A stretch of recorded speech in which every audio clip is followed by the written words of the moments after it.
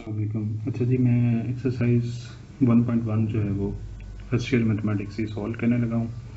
तो इसकी जो थ्योरी है, ज़ाहिर सी बात है वो पढ़नी चाहिए। अगर आपको थ्योरी और फार्मूलाज वगैरह अगर ही अच्छे से तैयार होंगे तभी आप एक्सरसाइज सॉल्व कर सकते हैं। ठीक है जी। बहरहाल मैं जो है वो डायरेक्ट एक्सरसाइज सॉल्व कर रहा हूँ। ये उम्मीद करता हूँ कि आपको जो है वो थ्योरी वगैरह आती होगी। ठीक है जी। अच्छा, सबसे पहला क्वेश्चन है, find the multiplicative inverse of the following numbers.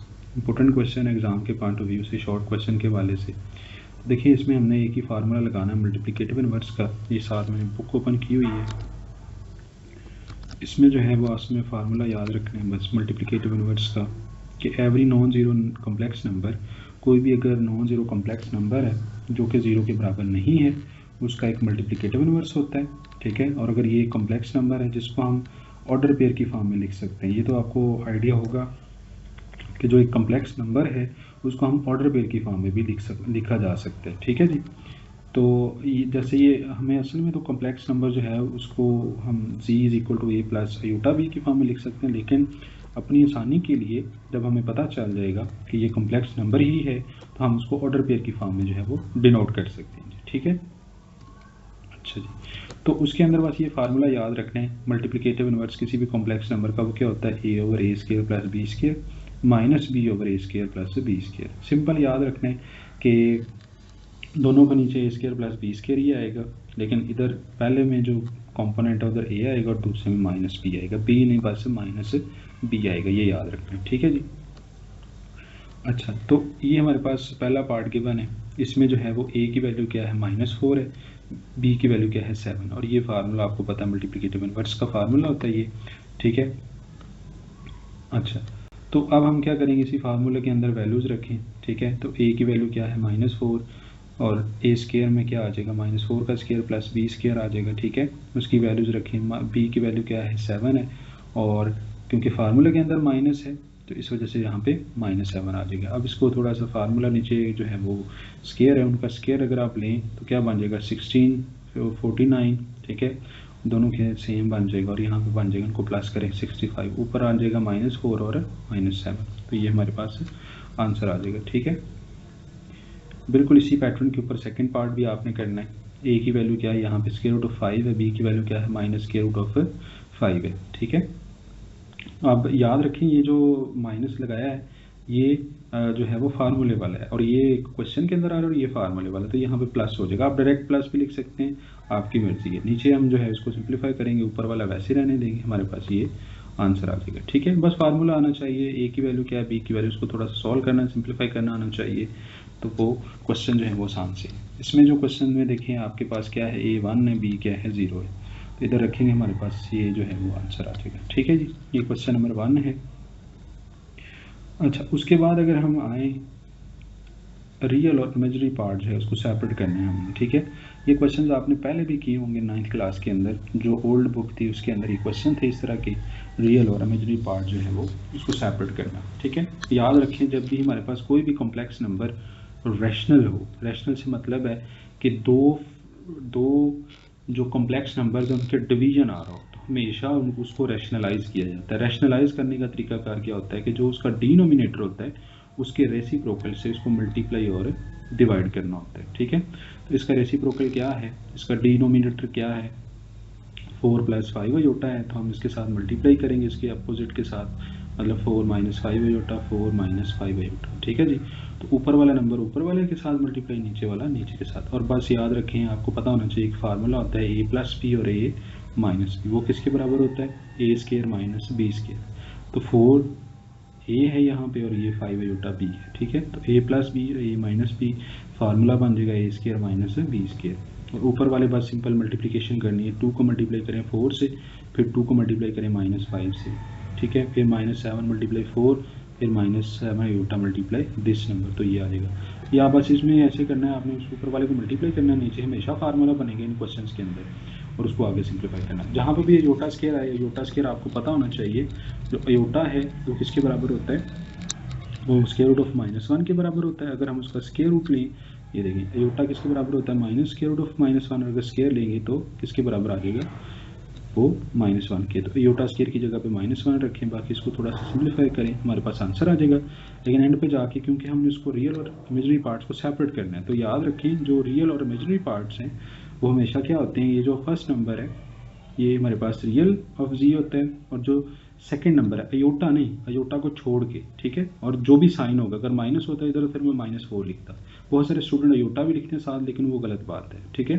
तो इमेजिनरी नंबर जो हैं वो कौन सा होगा, जस्ट अयोटा को छोड़ के जो उसके साथ कोफिशिएंट पड़ा होगा, ठीक है, तो उसको हम इमेजिनरी ऑफ जी नंबर जो है वो कह रहे होंगे, ठीक है जी।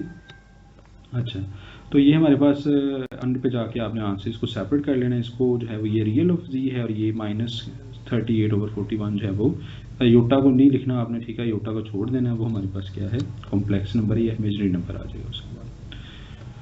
अच्छा, यहाँ पे पार्ट 2 के अंदर आपने पहले क्या काम करना है, पहले इसका स्केयर ओपन कर लें। स्केयर फार्मूला आता है a square plus b square, a square plus b square plus 2a, ठीक है। इसको थोड़ा सा मल्टीप्लाई करें, जहाँ पे भी योटा स्केयर आए -1 पुट करें आंखें बंद करके, ठीक है जी। तो ये हमारे पास एक क्वेश्चन बन जाएगा। फिर दोबारा से क्वेश्चन पार्ट 1 की तरह से फिर इसको रैशनलाइज करेंगे, रैशनलाइज इस तरीके के साथ होगा। जो हमारे पास डिनोमिनेटर 1 प्लस योटा है, तो किससे मल्टीप्लाई डिवाइड करना है, 1 माइनस योटा और इसके साथ, ऊपर वाला ऊपर वाले के साथ मल्टीप्लाई, नीचे वाला हमेशा फार्मूला बनेगा जैसे कि मैंने बताया आपको, जहाँ पे योटा स्केयर है वहाँ पे -1 पुट करें और उसको सिंप्लीफाई करें, और एंड पे जाके फिर आपने जो है वो रियल ऑफ जी क्या आ जाएगा, ये मैंने -2 दफ़ा लिख दिया, एक दफ़ा ही आना है, ठीक है। -17/2 आ जाएगा और इमेजिनरी ऑफ जी क्या आ जाएगा, -7/2, ठीक है। थर्ड वाला क्वेश्चन भी वैसे ही है जी, आप खुद ही कीजिएगा, ये सोल्यूशन आपके सामने है। 4 वाला पार्ट भी बिल्कुल पार्ट नंबर 2 की तरह है, ठीक है। आपने स्केयर ओपन करना है, उसको सिंप्लीफाई करना है, जहाँ पे योटा स्केयर वहाँ पे -1 पुट करके सिंप्लीफाई करके क्वेश्चन बन जाएगा जैसे बाकी क्वेश्चन जो हैं वो किए हुए, और उसके बाद फिर उसको सिंप्लीफाई कर लें उसके रेसिप्रोकल के साथ, जहाँ पे फिर योटा स्केयर आए वहाँ पे -1 पुट करके आगे इसको, ठीक है। एंड पे जाके आपने लाजमी इसको सेपरेट करके लिखना है ताकि एग्जामिनर को पता हो कि आप बच्चे ने जो है वो इमेजिनरी ऑफ जी और वो क्या निकाला, अदरवाइज फिर वो आपका 0.5 नंबर जो है वो काट लेगा, ठीक है जी। अच्छा जी, उसके बाद जो है वो इम्पोर्टेंट क्वेश्चन है जी, क्वेश्चन नंबर 3 एग्ज़ाम के पॉइंट ऑफ व्यू से, ठीक है, इम्पोर्टेंट क्वेश्चन है शॉर्ट क्वेश्चन के हवाले से।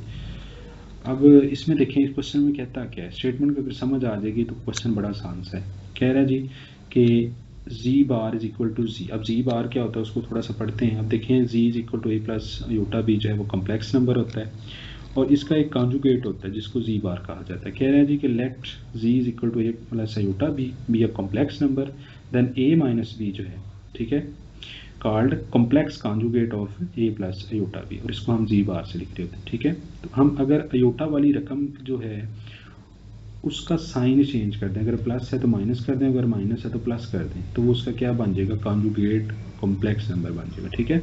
जैसे ये 5 - 4 अयोटा है ना, तो इसका कॉम्प्लेक्स कॉन्जुगेट क्या होगा, 5 + 4 अयोटा, जैसे ये है। अब हमेशा याद रखना है बस इमेजिनरी पार्ट वाला जो है उसी का साइन चेंज करना है, रियल पार्ट को चेंज नहीं करना, ठीक है।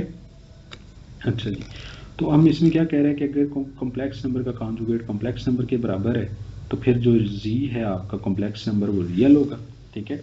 और ये जो इफ एंड ओनली इफ लिखा होता है इसका मतलब भला क्या होता है कि एक दफ़ा आपने इसको प्रूव लेके चलना और इसको प्रूव करना है, और दूसरी दफ़ा आपने काम क्या करना है इसका ऑपोजिट, कि आपने ये स्टेटमेंट लेके चलनी है और ये प्रूव करना है, दोनों साइडों को प्रूव करना होता है, ठीक है। सबसे पहले तो हम लेट कर लेते हैं क्योंकि ये जनरल प्रूव है, तो यहाँ पे हम जी और जी बार जो हम अपनी मर्जी के रख सकते हैं। यहाँ पे मैंने लिखा हुआ है कि let A Z is equal to A plus B iota, आप एक्स प्लस वाई अयोटा भी लिख सकते हैं, आपकी मर्जी है। फिर आप कहेंगे X Y belong to R, ठीक है, और जी कॉन्जुगेट क्या होगा, ए माइनस अयोटा भी, ठीक हो गया। हम देखिए पार्ट नंबर 1 हम पहले ये लेके चलेंगे और ये प्रूव करेंगे कि जी जो है वो रियल है। रियल कब होगा, जब हमारे पास बी 0 हो जाएगा, ठीक है। अब देखें हमने ज्यूम ये किया, हमें प्रूव ये करना है कि जी जो है वो एक रियल नंबर है। अब देखें जी बार इज इक्वल टू जी है, अब जी कॉन्जुगेट की वैल्यू ए माइनस अयोटा बी रखें, जी की वैल्यू ए प्लस अयोटा बी है, ठीक है जी। इसको इधर ले जाएं और यहाँ पे आपको नज़र आ रहा है ए प्लस का है, ये माइनस का है, ये दोनों आपस में कैंसिल, तो ये हमारे पास -2 B iota is equal to 0 आ जाएगा, ठीक है। अब याद रखें जब भी मैथमेटिक्स के अंदर दो चीज़ों का प्रोडक्ट 0 के बराबर हो, ठीक है, इसका मतलब है कि या तो ए 0 हो जाएगा या बी 0 हो जाएगा, दोनों 0 नहीं हो सकते एट अ टाइम, ठीक है। अगर दोनों ही 0 हो गए तो फिर तो हमारे पास फिर क्वेश्चंस का मकसद क्या बचा, ठीक है ना। फिर तो ऐसे समझें कि ब्लैंक है सारा कुछ, तो वैसे तो कहते जाएं फिर हम। तो इसका मतलब है जब भी दो चीज़ों का प्रोडक्ट हो, उसमें एक चीज़ है वो जीरो के बराबर होती है, एक चीज़ नॉन जीरो होती है। तो यहाँ पे वही केस है, -2b iota is equal to zero. अब यहाँ पे जो -2 है और अयोटा है ये समझ लें ए है, और जो दूसरा है वो बी है। तो देखिए -2 एक नंबर है, वो तो ज़ीरो के बराबर नहीं ना हो सकता, और अयोटा भी है, आपको पता है उसकी रूट ऑफ -1 है उसकी वैल्यू, तो वो भी ज़ीरो नहीं हो सकता। इसका मतलब है फिर बी ज़ीरो। अगर बी ज़ीरो हो जाएगा, इसका मतलब अगर हम इसको जी में पुट करेंगे बी ज़ीरो, तो ए के बराबर, जो कि क्या है एक रियल नंबर है। तो ये प्रूव हो गया हमारे पास, ठीक है।